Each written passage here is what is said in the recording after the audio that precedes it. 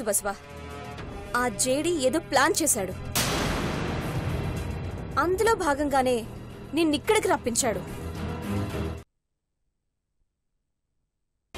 వదలై పాండినే.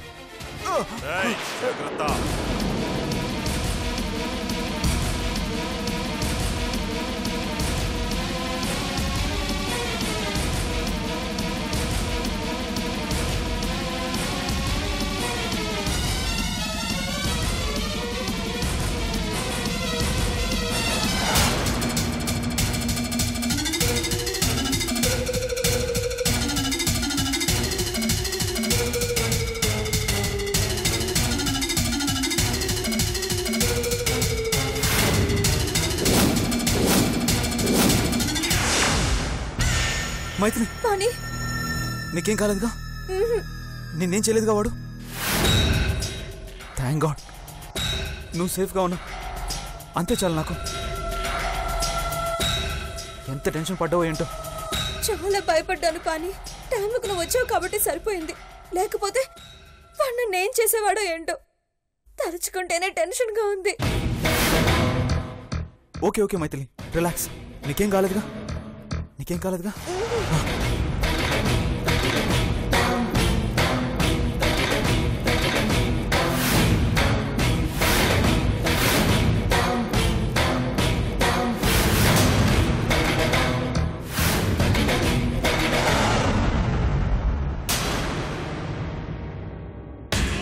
అమ్మో బావా, నువ్వు మైథిలిని ఇంట్లోంచి పంపించాలని ప్లాన్ చేస్తే మనింటి మహాలక్ష్మిని మైథిలి బయటికి పంపించేసింది.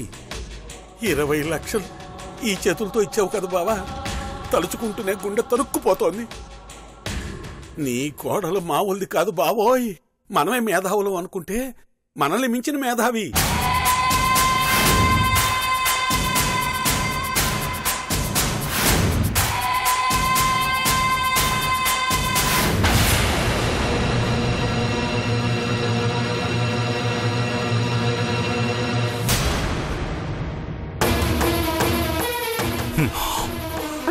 బసవా, మైథిలికేం కాలేదుగా? తను ఎలా ఉంది? బాగానే ఉంది డాక్టర్ అమ్మా. Thank God. తను ఎలా కాపాడావు? మైథిలిని నేను కాపాడలేదు, తనే నన్ను కాపాడింది. ఏంటి నువ్వు అనేది? అవును డాక్టర్ అమ్మా, ఆ జేడీగాడి పథకం మైథిలిని సంపాలని కాదు. మరి మైథిలికి ప్రమాదం అని తెలిస్తే కాపాడడానికి నేను అక్కడికి వచ్చి తీరతానని, అప్పుడు నాకు మైథిలికి మధ్య అక్రమ సంబంధం ఉన్నట్లుగా పాణిని నమ్మించడానికే నాకు ఫోన్ చేశాడు ఆ దుర్మార్గుడు. చిచి, మావయ్య అయ్యుండి వాడికి ఇదేం బుద్ధి? ఇంత నీచమైన ఆలోచన వాడికి ఎందుకు వచ్చింది? ఏ తండ్రైనా కొడుకు జీవితం బాగుండాలనే అనుకుంటాడు. కానీ వీడు కొడుకు కాపురంలో చిచ్చులు పెట్టాలని చూశాడు. అసలు వాడికి మనసు ఎలా ఒప్పింది? వాడు అసలు మనిషి అయితేనే కదా డాక్టర్ అమ్మా మనసు ఉండడానికి. వాడొక మానవ మృగం. అందుకే స్నేహాన్ని చంపేశాడు, కట్టిన తాళిని మోసం చేశాడు, కన్న పేగు కళ్ళు మూసేసి కపట నాటకం ఆడుతున్నాడు. అయినా పాణిని మైథిలిని విడితీస్తే వాడికి ఏం లాభం జరుగుతుందని ఇలాంటి చెండాలమైన ప్లాన్ వేశాడు. వాడి నిజస్వరూపం ఎక్కడ బయటపడుతుందో అని భయం. తులసమ్మ మంచితనం గురించి పాణికి ఎక్కడ చెప్తుందో అని కంగారు. వాడి పడగ నీడ నుంచి పాణిని వేరు చేసి తల్లి ఒడికి ఎక్కడ చేరుస్తుందో అని మైథిలమ్మను ఓ తప్పుడు దానిగా చిత్రీకరించాలని చూశాడు. చివరికి వాడే సిక్కుల్లో పడ్డాడు యదవనాయాల. ఏదైతేనే మైథిలి మీద ఎలాంటి మచ్చ పడలేదు. నువ్వు క్షేమంగా వచ్చావు. అసలు ఆ జేడీగాడి ప్లాన్ నీకెలా తెలిసింది? ఎలా తప్పించుకున్నావు? తాడిని తన్నేవాడు ఒకడుంటే వాడి తలని తన్నేవాడు ఇంకొకడు ఉంటాడు. ఆ జేడీగాడు మైథిలమ్మ మీద ప్రయోగించాలనుకున్న పథకాన్ని తిప్పి ఆ జేడీ మీదకే ప్రయోగించింది.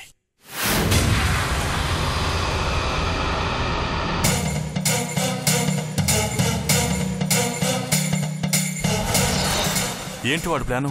బయట లాక్ చేశాడు అంటే పాణి మనిద్దరిని రూమ్లో చూసి మిస్అండర్స్టాండ్ చేసుకోవాలనే చేశాడు. మనిద్దరిని చూసి పాణి అలా ఆలోచిస్తాడా మైత్రమ్మా? ఆలోచించడు. కానీ పానీకి అనుమానం కలిగించాలని మన మధ్య లేని అక్రమ సంబంధాన్ని సృష్టించి పానీ దృష్టిలో నన్ను దిగజార్చి ఈ ఇంటి నుంచి గెంటేయాలనే నీకు ఫోన్ చేసి ఇక్కడికి వచ్చేలా చేశాడు. ఛీ, కోడలవని చూడకుండా ఇంత నీచమైన పనికి పాల్పడతాడు ఆ దుర్మార్గుడు. తను గెలవటం కోసం ఎలాంటి పనికైనా సిద్ధపడతాడు ఆ జేడి. వాణ్ణి ఇక్కడే చంపేస్తాను మైత్రమ్మా. బసవా, వాణ్ణి చంపితే నువ్వు నేరస్తుడు అవుతావు, కానీ వాడు చేసిన ప్లాన్ బయటపడదు కదా.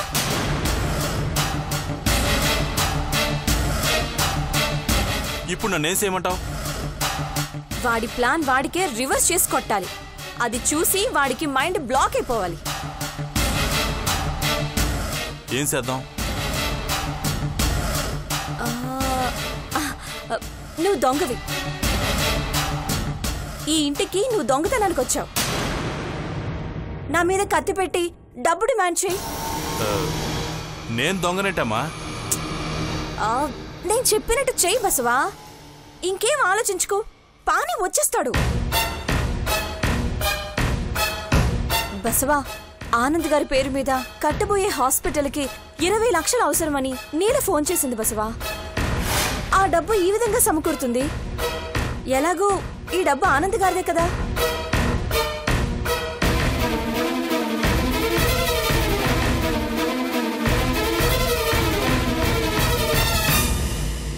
బసవా, ఈ మంకీ క్యాప్ వేసుకో త్వరగా. ఈ గ్లౌజెస్ వేసుకో.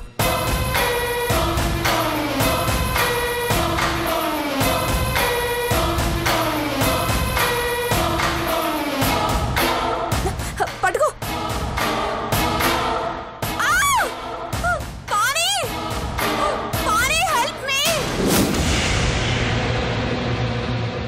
అందుకే పెద్దవాళ్ళన్నారు, చెరపకురా చెడేవు అని.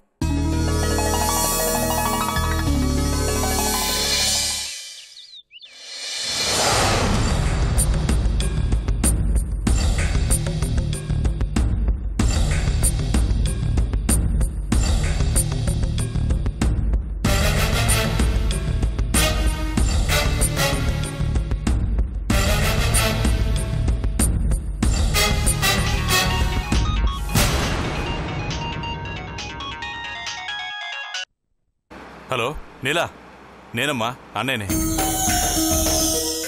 అర్జెంటుగా నేను కలవాలి. ఇప్పుడు బయలుదేరడం అంటే కొంచెం కష్టమే. వీలు చూసుకుని హైదరాబాద్ వస్తానులే. నువ్వేం హైదరాబాద్ రావాల్సిన అవసరం లేదమ్మా, నేనే కర్నూలు వచ్చేసాను. కర్నూలు వచ్చావా? దేనికి? అవన్నీ తర్వాత చెప్తానమ్మా. నువ్వు వెంటనే మీ ఊరు బయటున్నా బాబా మెట్టిగడ్డ దగ్గరికి రామ్మా. నీకోసం నేను ఎదురు చూస్తూ ఉంటాను. సడన్ గా నువ్వు కర్నూలు రావడం ఏంటన్నయ్య? ఏదైనా ప్రాబ్లమా? అలాంటిదేం లేదమ్మా, నేను నిన్ను కలిస్తే అన్నీ నీకే అర్థం అవుతాయి. తొందరగా రామ్మా, వెంటనే బయలుదేరు. అలాగే అన్నయ్య, ఇప్పుడే బయలుదేరుతాను.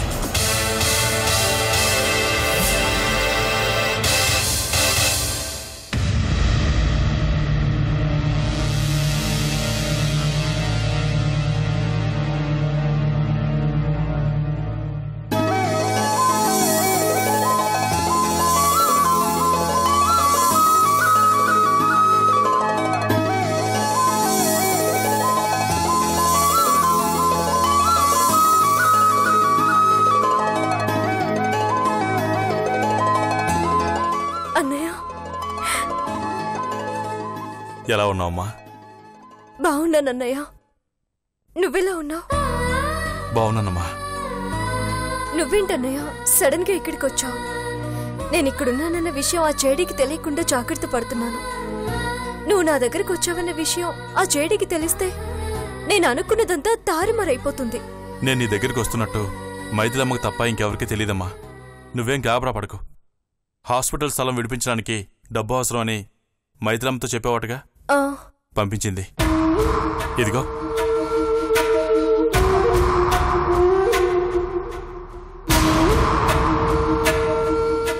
ఈ డబ్బు నీదేనమ్మా. నాదా? అవును.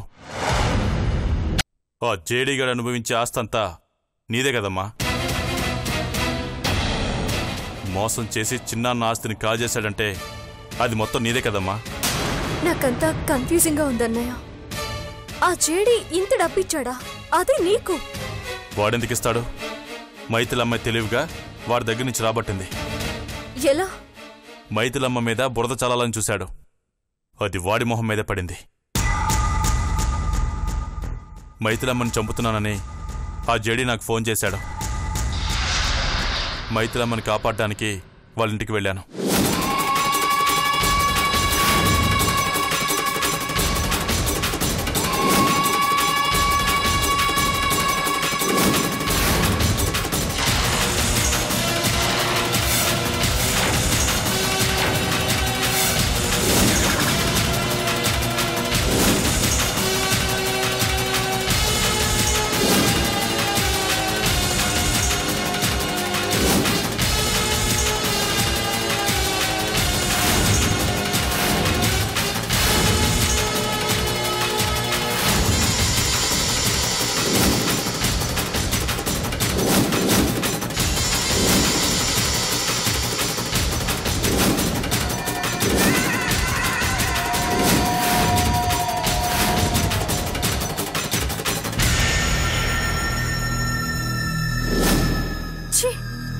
అంతకి తెగించాడా దుర్మార్గుడు?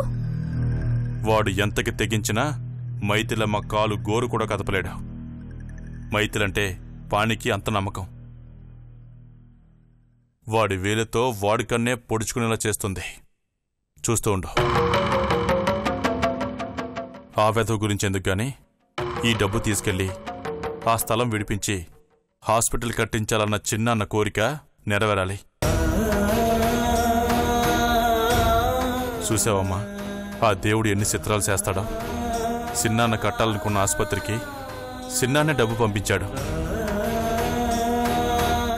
ఎవరు కట్టబడ్డ సొమ్ము వాళ్ళకే దక్కాలి. దాన్ని ఎవరు తప్పించలేరు. మైథిలికి ఎలా కృతజ్ఞతలు చెప్పాలో తెలియడం లేదన్నయ్య. తను నువ్వు నాకు అండగా లేకపోతే నేను ధైర్యంగా ఉండగలిగేదన్నా.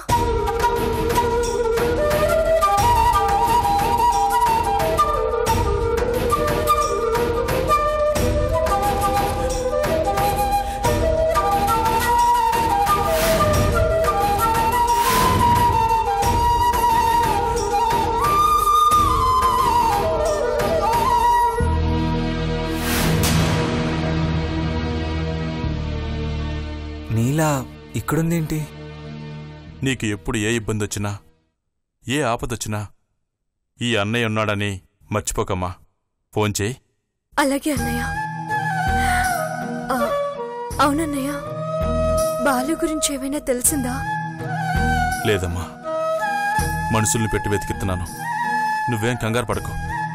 మావగాన్ని పట్టుకునే బాధ్యత నాది. పాపం, ఎలా ఉన్నాడో ఎక్కడున్నాడో ఏంటో. ఇదిగోనమ్మా డబ్బు. జాగ్రత్తమ్మా. సరే అన్నయ్య. వెళ్ళరామ్మా.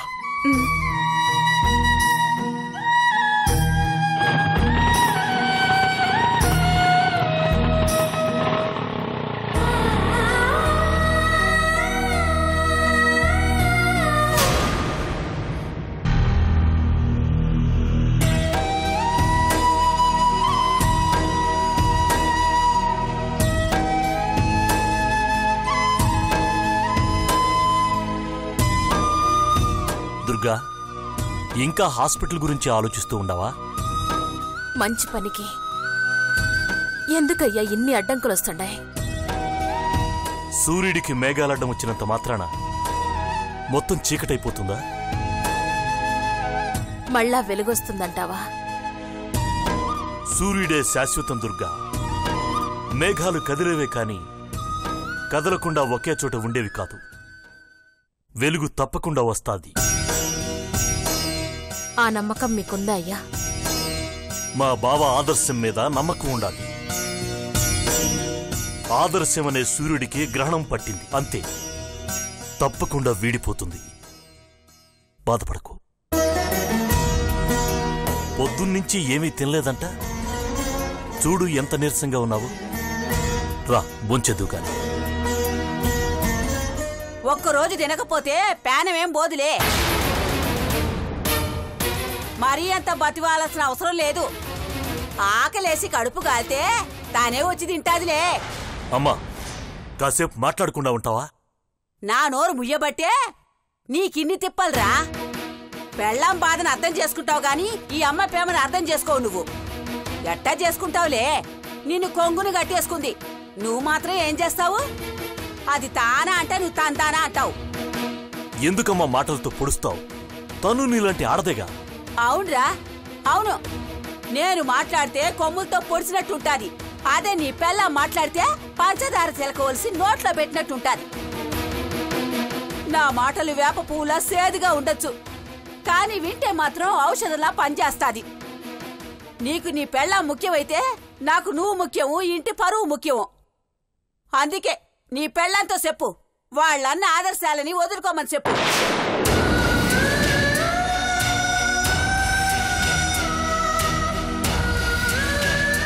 నా ప్రాణాలనైనా వదులుకుంటాను గాని అన్న ఆదర్శాలని వదల్లేను. నా ప్రాణం పణంగా పెట్టైనా ఆస్పత్రి కట్టి తీరుతాను. అంత అవసరం లేదత్తయ్య.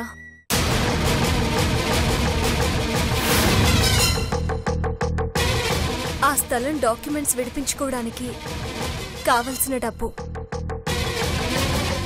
ఇంత డబ్బు నీకెలా వచ్చినాదమ్మా? అది ఇక్కడి ప్రాబ్లమ్స్ గురించి యూనివర్సిటీలో ఉన్న నా ఫ్రెండ్స్కి చెప్పాను. వాళ్ళు సిటీలో ఉన్న కొన్ని చారిటీస్ని కలిసి విషయం చెప్పారు. వాళ్ళు స్పందించి మంచి పని కోసం తల ఒక చేయి వేశారు. అదే ఈ డబ్బు. తీసుకోండి అత్తయ్య.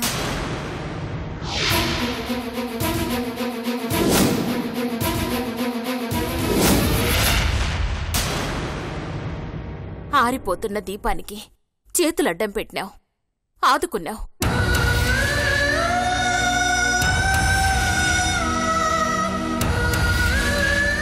ప్రార్థన చేసే పెదవుల కన్నా సాయం చేసే చేతులే మిన్న అన్న మా అన్న స్ఫూర్తికి ప్రాణం పోసినావు. ఒక గింజేస్తే ఎన్నో కంకులొస్తాయి. మేము నీకు పెట్టిన ముద్ద అన్నానికి ఎంత పంట మా చేతికిచ్చినావా నీలా?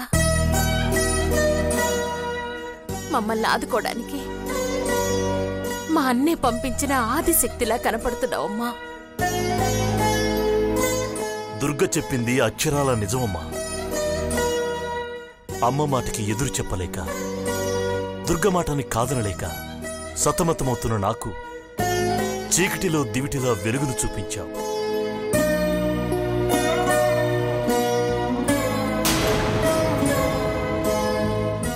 ఈ ఇంటికి ఏ సంబంధం లేని నువ్వు ఈ ఇంటికే ఓ బంధంగా మారావు. సంబంధం లేదు అని ఎందుకనుకుంటున్నారు? ఏదో ఒక బంధం ఉండబట్టే నన్ను మీ దగ్గరికి చేర్చింది. అందుకే మీ బాధని నా బాధగా ఫీల్ అవుతున్నాను. ఇంకెప్పుడు నన్ను సంబంధం లేని బంధంలా చూడకండి ప్లీజ్.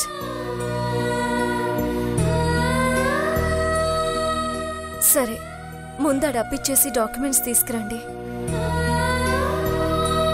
పోయిరా అయ్యా.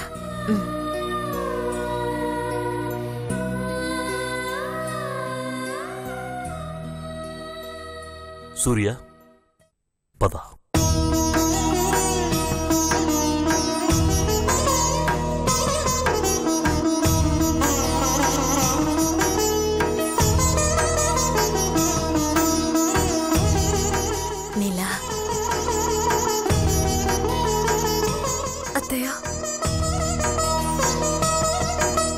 మీరేమీ కంగారు పడకండి. మీరు అనుకున్న పనులన్నీ జరుగుతాయి.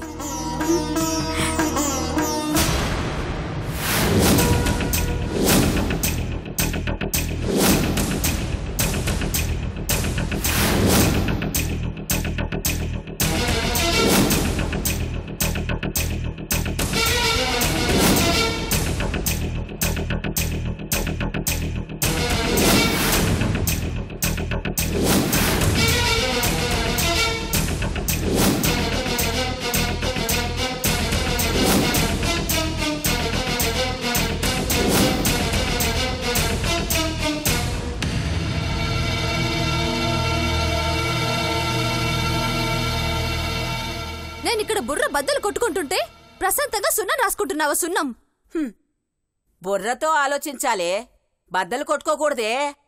చర్మం ముడతలు పడినా గడుస్తనం మాత్రం నీలో తగ్గలేదు.